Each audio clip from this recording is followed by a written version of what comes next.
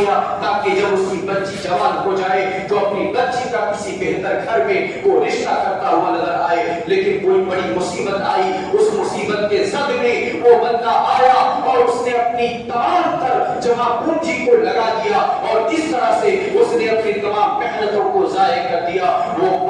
وہ باپ جس کے کلیجے سے جا کر کے پوچھو کہ اس کے کلیجے میں کتنی آگ لگی ہوئی ہے, اس کی فکریں کتنی مجروح ہوتی ہوئی نظر آ رہی ہے, اس کے دل میں کتنا درد اور کتنی تکلیف نظر آ رہی ہے. عزیزان ملت اسلامیہ, یہ ساری چیزیں ہم کرتے ہوئے نظر آتے ہیں, ہاسپٹلوں کے چکر لگاتے ہوئے نظر آتے ہیں, ڈاکٹروں کے پیچھے اپنی زندگی کو کھپاتے ہوئے نظر آتے ہیں, ان کی فیسوں سے ہم پریشان ہیں, ہاسپٹل کے اخراجات سے ہم پریشان ہیں. لیکن کسی نے سوچا ہے کہ اللہ تبارک و تعالیٰ نے ان بیماریوں کو جو پیدا فرمایا ہے تو یقیناً ان بیماریوں کا اللہ تبارک و تعالیٰ نے علاج بھی ہمیں مہیا فرما دیا ہے.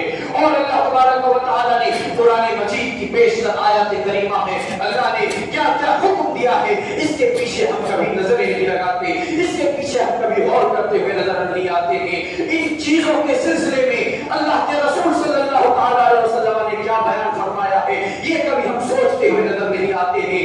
آج ہماری صبریں جواب دیتی ہوئی نظر آ رہی ہے, آج ہمارا بھروسہ اللہ تبارک و تعالیٰ کی ذات پر مکمل اور کامل نہیں رہا ہے. ایک وہ زمانہ تھا کہ جب بھی انسان بیمار پڑتا ہوا نظر آتا تھا تو لوگ اطباء کی طرف پہلے نظر نہیں کرتے تھے, لوگ کسی ڈاکٹر کی طرف رجوع نہیں کرتے تھے, بلکہ سب سے پہلے اگر حیات نبی میں کوئی بیمار ہوتا تھا تو نبی پاک صلی اللہ علیہ وسلم کی بارگاہ اقدس میں حاضر ہوتا تھا اور اپنی بیماریوں کے بارے میں عرض کرتا تھا. نبی پاک صلی اللہ علیہ وسلم انہیں روحانی علاج کا فرما دیا کرتے تھے کہ جاؤ 2 رکعت نماز ادا کر لو, شفا کی نیت سے اللہ تبارک و تعالیٰ تمہیں شفا عطا فرما دے گا.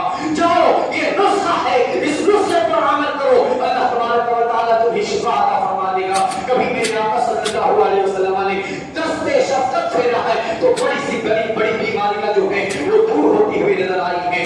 جب نبی پاک صلی اللہ علیہ وسلم کا زمانہ اقدس ہم سے جدا ہوا ہے, صحابہ کرام کا زمانہ آیا ہے, اگر کوئی صحابی بیمار ہوتا ہوا نظر آتا ہے تو وہ خود جو ہے وہ اللہ کی بارگاہ میں اپنے سر کو جھکاتا ہے, اس کے گھر والے سر کو جھکاتے ہیں, رب کی بارگاہ میں دعائیں کرتے ہیں. اللہ تبارک و تعالیٰ نمازوں کے بدلے میں اور دعاؤں کے بدلے میں بڑی سی بڑی بیماریوں کو دور فرما دیا کرتا ہے. کسی بڑے طبیب کی ضرورت نہیں ہے, کسی بڑے اطباء کی ضرورت نہیں ہے, کسی بڑے ہاسپٹل کی ضرورت نہیں ہے. لیکن آج کا زمانہ وہ ہے کہ جب ہم بیمار پڑتے ہیں تو ہم سب سے پہلے ہاسپٹلوں کا چکر لگاتے ہیں, سب سے پہلے ہم ڈاکٹروں کا چکر لگاتے ہیں. پہلے کے زمانے میں لوگوں کا مداوا اور لوگوں کا بھروسہ اللہ اور اس کے رسول صلی اللہ علیہ وسلم کی ذات مبارکہ تھی. لیکن آج کے زمانے میں ہمارا بھروسہ یہ ڈاکٹر رہ گئے ہیں, یہ ہاسپٹل رہ گئے ہیں, ہم ان پر بھروسہ کرتے ہیں. پہلے کے زمانے میں لوگ توکل علی اللہ کیا کرتے تھے, آج کے زمانے میں ہم توکل علی الاطباء کیا کرتے ہیں. پہلے کے زمانے میں لوگوں کا بھروسہ تھا کہ وہ اللہ کی بارگاہ میں دعا کریں گے تو بڑی سے بڑی بیماریاں دور ہوتی ہوئی نظر آئیں گی.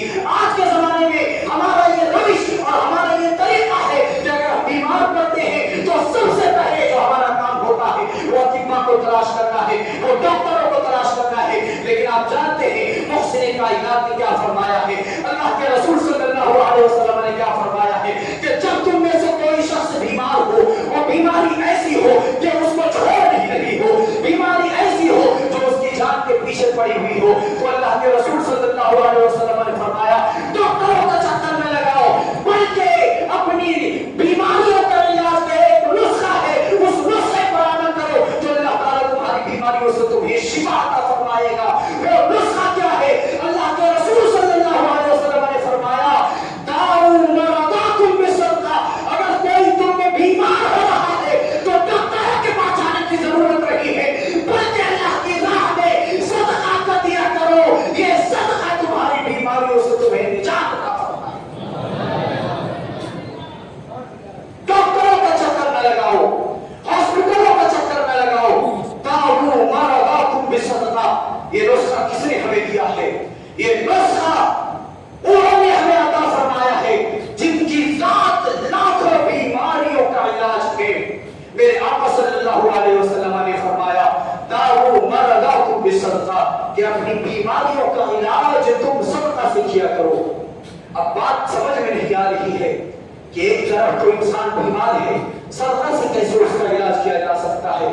علاج تو دواؤں کے ذریعے سے ہوتی ہے، علاج تو ڈاکٹروں کے ذریعے سے ہوتی ہے، لیکن اگر ہم صدقہ کریں تو صدقے سے کس طرح سے ہماری بیماریوں سے ہمیں نجات مل جائے گی؟ عزیزان ملت اسلامیہ، بس بات سمجھنے کی ہے، اصل چیز یہ ہے کہ بیماری اللہ تبارک و تعالیٰ کی جانب سے آتی ہے اور شفا بھی رب تبارک و تعالیٰ کی جانب سے آتی ہے۔ اگر اللہ تعالیٰ ہمیں بیمار کر رہا ہے تو ہمارا علاج بھی اللہ نے مقرر کر کے رکھا ہے۔ یہ بیماری اس وقت دور ہوگی جب ہم اللہ کے احکام پر عمل کریں گے، اللہ کو راضی کرنے کی کوشش کریں گے۔ اگر اللہ صدقہ کے ذریعے ہم سے راضی ہو جاتا ہے تو وہ بیماریوں کو بھی ہم سے دور فرما دیا کرتا ہے۔ دواؤں کی ضرورت نہیں پڑتی بلکہ دعاؤں کی ضرورت پڑتی ہے۔ حضرت سیدنا امام ذہبی رضی اللہ تعالیٰ عنہ جلیل القدر محدث ہیں، انہوں نے ایک حدیث پاک حضرت سیدنا امام ابن شقیق رضی اللہ تعالیٰ عنہ جو اپنے زمانے کے بہت بڑے بزرگ اور بہت بڑے محدث تھے، ان سے انہوں نے ایک روایت نقل کی ہے، اور یہ روایت سیر اعلام النبلاء ایک کتاب ہے جس کتاب میں بڑے بڑے محدثین، بڑے بڑے مفکرین، بڑے بڑے اولیاء اللہ کا ذکر کیا گیا ہے۔ تو حضرت سیدنا امام ذہبی رضی اللہ تعالی عنہ اور حضرت سیدنا امام ابن شقیق رضی اللہ تعالی عنہ، یہ شقیق بلخی ہیں، اپنے زمانے کے بہت بڑے ولی اور کامل ہیں۔ ان سے ایک روایت منقول ہے، حضرت ابن شقیق رضی اللہ تعالی عنہ بیان فرماتے ہیں کہ انہوں نے حضرت سیدنا عبداللہ ابن مبارک رضی اللہ تعالی عنہ کو کہتے ہوئے سنا کہ حضرت سیدنا عبداللہ ابن مبارک رضی اللہ تعالی عنہ کے پاس ایک ایسا شخص آیا کہ جس نے آپ سے عرض کی کہ اے امام عبداللہ ابن مبارک، مجھے ایک بیماری ہے، وہ ایسی بیماری ہے جو 7 سال کا عرصہ گزر گیا، اور ان 7 سالوں میں اس بیماری نے میرے پورے جسم کو مجروح کر کے رکھ دیا ہے، اس بیماری نے میرے جسم کو کمزور کر دیا ہے۔ میں نے بڑے بڑے اطباء دیکھے، بڑے بڑے طبیبوں اور ڈاکٹروں سے میں نے ملاقات کی تاکہ کسی بھی صورت میں اس بیماری سے مجھے نجات و چھٹکارا مل جائے۔ وہ بیماری تھی، ان کے گھٹنوں میں ایک ایسا زخم تھا، ایک ایسی تکلیف تھی کہ جس زخم سے خون ہمیشہ جاری رہا کرتا تھا۔ لاکھوں انہوں نے کوششیں کی، لاکھوں جتن کیے، بڑے بڑے اطباء نے ان کے پاؤں کا علاج کرنے کی کوشش کی، لیکن وہ خون کو نہ روک سکے، اور اس خون کے نکلنے کی وجہ سے ان کے جسم میں خون کی کمی ہو گئی، ان کے جسم میں کمزوریاں آنے لگی۔ وہ پہلے زبردست صحت مند تھے، لیکن جب سے یہ بیماری انہیں لاحق ہوئی ان کا جسم بالکل کمزور پڑ گیا، وہ نڈھال پڑ گئے۔ حضرت سیدنا عبداللہ ابن مبارک رضی اللہ تعالی عنہ کی بارگاہ میں عرض کرتے ہیں کہ بتائیے مجھے کیا کرنا چاہیے، اس بیماری کا علاج کیا ہے؟ تو جانتے ہیں حضرت عبداللہ ابن مبارک نے کیا کہا؟ حضرت عبداللہ ابن مبارک رضی اللہ تعالی عنہ نے ان سے یہ نہیں کہا کہ ملک شام چلے جاؤ، وہاں بڑے بڑے طبیب ہیں، ان سے ملاقات کرو، وہ تمہارا علاج کر دیں گے۔ فلاں ملک چلے جاؤ، وہاں بڑے بڑے طبیب ہیں، وہ تمہارا علاج کر دیں گے۔ اس ملک میں یہ طبیب، یہ ڈاکٹر بڑا مشہور ہے، اس کے پاس چلے جاؤ، وہ ضرور تمہارا علاج کر دیں گے۔ نہیں، حضرت ابن مبارک رضی اللہ تعالیٰ عنہ نے یہ نہیں فرمایا، بلکہ حضرت ابن مبارک رضی اللہ تعالیٰ عنہ نے انہیں ایک نسخہ عطا فرمایا۔ میرے بھائیوں، وہ نسخہ کیا تھا؟ حضرت امام عبداللہ ابن مبارک رضی اللہ تعالیٰ عنہ نے فرمایا، کیا تیرے علاقے میں کوئی ایسی جگہ ہے جس علاقے میں پانی کی کمی ہے، جس علاقے میں لوگ پانی کو ترسا کرتے ہیں اور پانی حاصل کرنے کے لیے دور دراز کا وہ سفر کیا کرتے ہیں، پانی حاصل کرنے کے لیے انہیں تکلیف तकलीफ हुआ करती है। उन्होंने कहा जी हाँ, हमारे इलाके में एक ऐसी जगह है जहाँ पे लोग पानी के लिए काफी तरसा करते हैं, वहाँ पानी आसानी के साथ मुहैया नहीं है, वो दूर दराज इलाके में जाते हैं, पानी वहाँ से लेकर के आते हैं और फिर उसे इस्तेमाल करते हैं। वहाँ बड़ी तकलीफ है पानी की बड़ी किल्लत है। हजरत सैयदना अब्दुल्लाह इब्न मुबारक रज़ियल्लाहु ताला अन्हु फरमाते हैं कि उस इलाके में चला जा और जा करके वहाँ पे उस जमीन पर एक कुआं खोदवा दे। जैसे ही कुआं खुद जाएगा, ये नियत कर ले कि ये मैं उन सारे मोहताजों के लिए कुआं खोद रहा हूँ जो लोग पानी को तरस रहे हैं, जो लोग पानी को मोहताज हैं। ये सदका करने की नियत से तो उस इलाके में जा और वहाँ कुआं खोद दे। जैसे ही तेरी नियत कामयाब हो जाएगी और कुआं खुद जाएगा, पानी के चश्मे उबल पड़ेंगे, तो अल्लाह तबारक व तआला तेरे पांव से जो खून के कतरात जारी होते हैं इसे बंद फरमा देगा।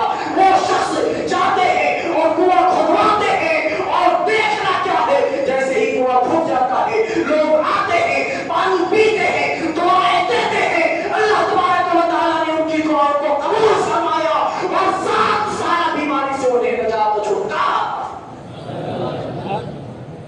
ये उनका ईमान था, ये उनका तवक्कुल अल्लाह था। वो किसी डॉक्टर के पास नहीं गए कि ये इन्होंने क्या नुस्खा बता दिया है, बीमारी पैर पर है, खुरवा कुआं रहे, ये क्या मामला है। तो मेरे भाइयों, रूहानियत में मामला समझ में नहीं आता, उल्टे ही चाल चलते हैं दीवान गाने इश्क, आंखों को बंद करते हैं दीदार के लिए। रूहानियत में अक्ल का कोई दारोमदार नहीं है। आप ये न तसव्वुर करें कि बीमारी हमारे जिस्म में है, जब तक दवाइयों का इस्तेमाल नहीं करेंगे हमारी बीमारियां दूर नहीं हो सकती। बल्कि अगर तवक्कुल अल्लाह है तो बड़ी से बड़ी बीमारियों को अल्लाह तबारक व तआला आनन फानन जो है हमारे जिस्मों से दूर करता हुआ नजर आएगा। बशर्ते कि हम रसूलुल्लाह सल्लल्लाहु अलैहि वसल्लम के फरामीन पर अमल करें, हम रसूलुल्लाह सल्लल्लाहु अलैहि वसल्लम के अहकामात पर अमल करें, हमारा भरोसा रब की जात हो, नबी पाक सल्लल्लाहु अलैहि वसल्लम पर हमारा कामिल ईमान हो और इनके अहकामात पर हम अमल करने की कोशिश करें और यकीन रखें कि सदका के मुताल्लिक अल्लाह के रसूल सल्लल्लाहु अलैहि वसल्लम ने फरमाया कि ये सदका करना बड़ी से बड़ी बीमारियों को आसानी के साथ दूर फरमा देता है। दूसरी जगह एक हदीस पाक में अल्लाह के रसूल सल्लल्लाहु अलैहि वसल्लम ने फरमाया कि जो सदका करने से जो सबसे छोटी बीमारी है वो क्या है, वो कोढ़ और सफेद दाग की बीमारी है कि जब बंदा सदका करता है तो अल्लाह ताला उसे ये अता फरमाता है कि अगर वो कोढ़ी है, अगर वो बस और सफेद दाग का बीमारी है तो अल्लाह ताला सदका करने की बिना पर ये सबसे छोटी उजरत उसे अता फरमाता है कि उसके कोढ़ और उसके सफेद दाग की बीमारी से उसे निजात छुटकारा अता फरमाता है। ये सबसे छोटी बीमारी है जो अल्लाह के रसूल सल्लल्लाहु अलैहि वसल्लम ने बयान फरमाई। आप सोचें, जो शख्स कोढ़ का मर्ज, उसको मर्ज और बीमारी हो, कोढ़ एक ऐसा मर्ज है, एक ऐसी खतरनाक बीमारी है जो इंसानों के जिस्मों से उसके गोश्त को काट काट करके जमीन पर फेंक दिया करती है। ये हमारी नजर में बहुत खतरनाक बीमारी है। जो बंदा कोढ़ के मर्ज में मुब्तला है तो इंसान उससे दूर रहने की कोशिश करता है, क्योंकि ये बीमारी मुताद्दी है, ये दूसरों को भी फैला करती है।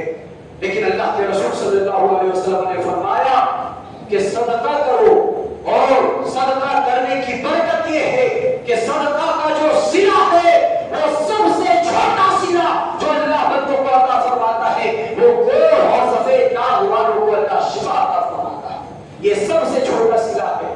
तो आप सोचें कि चाहे जितनी से बड़ी बीमारी क्यों ना आ जाए, जितनी बड़ी से बड़ी मोहलिक और खतरनाक बीमारी जिसे हम तसव्वुर नहीं कर सकते हैं, जिसके नाम से हमारा जिस्म कांपता है, वो सारी की सारी बीमारियां उस वक्त दफा हो जाएंगी, दूर हो जाएंगी जब हमारा भरोसा काबिल रब की जात हो और रब की रज़ा जोई के लिए हम उसकी राह में खर्च करना शुरू करें। तो डॉक्टरों के पास पहले न जाएं, डॉक्टरों का भरोसा बाद में करें, पहले भरोसा हमें अल्लाह की जात पर रखना है। और जब भी कोई बीमारी हो तो आप यकीन जाने बीमारियां आई, आप अल्लाह की राह में उस बीमार शख्स के नाम से जो मालो दौलत अल्लाह ने आपको अता फरमाया है, सबसे पहले आप उसकी राह में खर्च करना शुरू करें। जितनी बड़ी से बड़ी बीमारी होगी, अगर आपकी नीयत साफ होगी, एक बार आप सदका दें, 2 बार आप सदका दें, 3 बार आप सदका दें, देते रहें। ये माल भी तो उसी का है जब उसने बेहिसाब हमें अता फरमाया है। तो जब हम सदका करने जाते हैं तो हम उसमें हिसाब और किताब क्यों नहीं लेकर के बैठ जाते हैं? अल्लाह के रसूल सल्लल्लाहु अलैहि वसल्लम ने फरमाया हदीस पाक में तिरमिज़ी शरीफ की, खसलतान ला तजतमिआन फी मुमिन, 2 आदतें हैं जो किसी भी मोमिन के अंदर नहीं पाई जाएगी। खसलतान ला तजतमिआन फी मुमिन, अगर ये 2 आदतें उस मोमिन के अंदर पाई गई तो वो मोमिन कामिल मोमिन नहीं है, वो मुकम्मल ईमान वाला नहीं है, उसका ईमान अधूरा है, उसका ईमान नाकिस है, उसका ईमान कामिलो अकमल नहीं है। मोमिन तो है लेकिन मुकम्मल नहीं है। इसको यूं समझें, हमारा ये पूरा जिस्म है और इस जिस्म से कोई हमारा हाथ काट दे, कोई पाँव काट दे तो हम इंसान तो रह जाएंगे लेकिन नाकिस इंसान है। उसी तरीके से वो बंदा मोमिन तो होगा लेकिन नाकिस मोमिन होगा। ला खसलतानी ला तजतमिआन फी मुमिन, 2 आदतें किसी भी मोमिन के अंदर जमा नहीं हो सकती।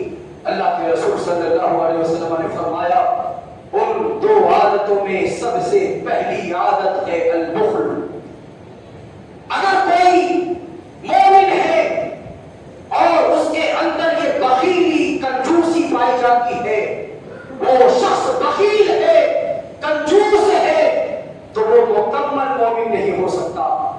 मोमिन वही होगा जो सखी होगा, मोमिन वही होगा जो अल्लाह की राह में बेपनाह खैरात और सदकात किया करता हुआ नजर आए, सखावत का दरिया बहाए, वही कामिल मोमिन हो सकता है।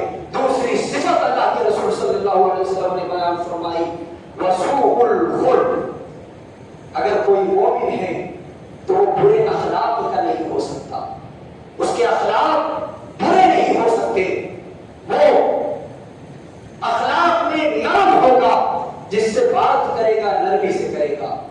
अगर बड़ा है उसके सामने कोई तो बाअदब होकर के उससे बात करेगा, अपने वालिदैन के साथ हुस्न सुलूक के साथ वो बात किया करेगा, बड़ों की इज्जत करेगा, छोटों पर शफकत करेगा, उलमा की ताज़ीम करेगा, सादाते किराम की ताज़ीम करेगा, जितने भी बुजुर्गान दीन हैं उनके सामने अपने दिल को झुकाएगा, ताज़ीमन अदब का दायरा उसका बड़ा वसी होगा।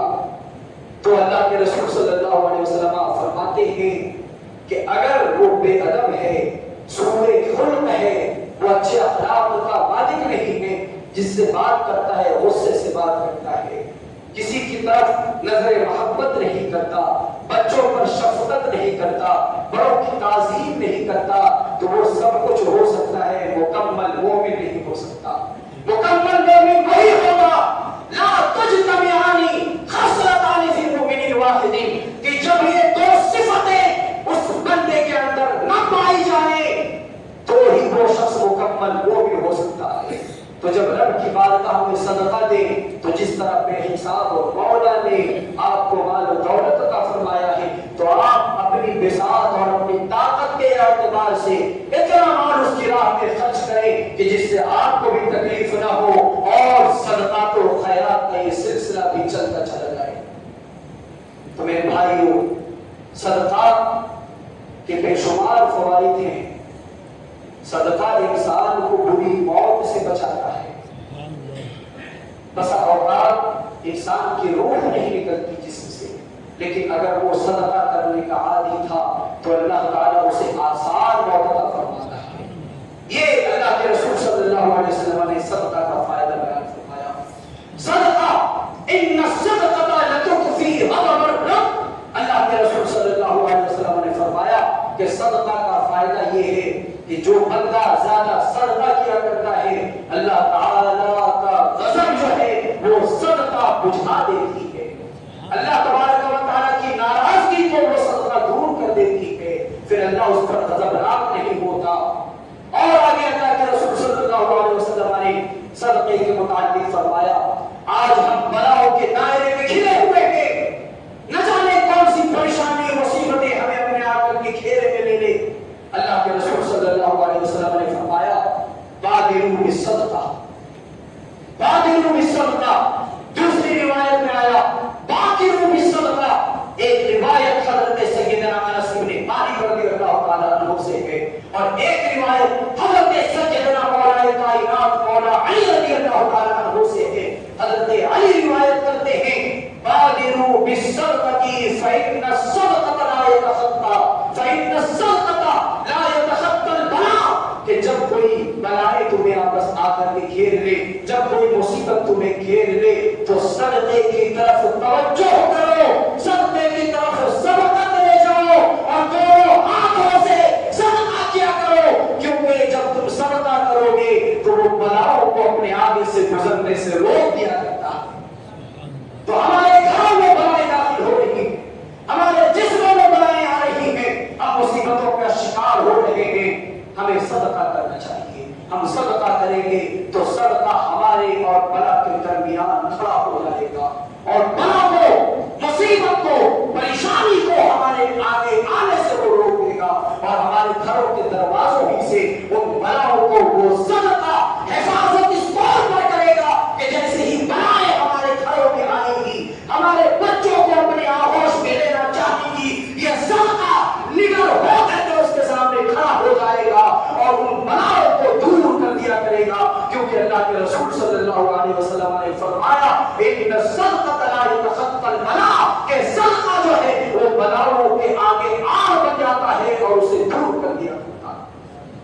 تو میرے بھائی بے شمار فوائد ہیں صدقہ کے، اللہ تبارک و تعالیٰ کی بارگاہ میں دعا ہے کہ وہ ہم تمام مسلمانوں کو اپنی راہ میں خرچ کرنے کی توفیق عطا فرمائے، ہم سبوں کو صدقات و خیرات کرنے کی توفیق عطا فرمائے، ہم سبوں کو دین کی راہ میں آگے بڑھنے، اور جو لوگ محتاج ہیں، مسکین ہیں، فقیر ہیں، اور جو خاص کر کے ہمارے رشتہ داروں میں ہمارے احبا اعزا اقربا، ہمارے آس پڑوس کے جو لوگ ہیں جو محتاج ہیں، ہم سبوں کو ان کی محتاجی دور کرنے کی توفیق عطا فرمائے۔ استغفر اللہ بما تقولون وآخر دعوانا الحمد للہ رب العالمین۔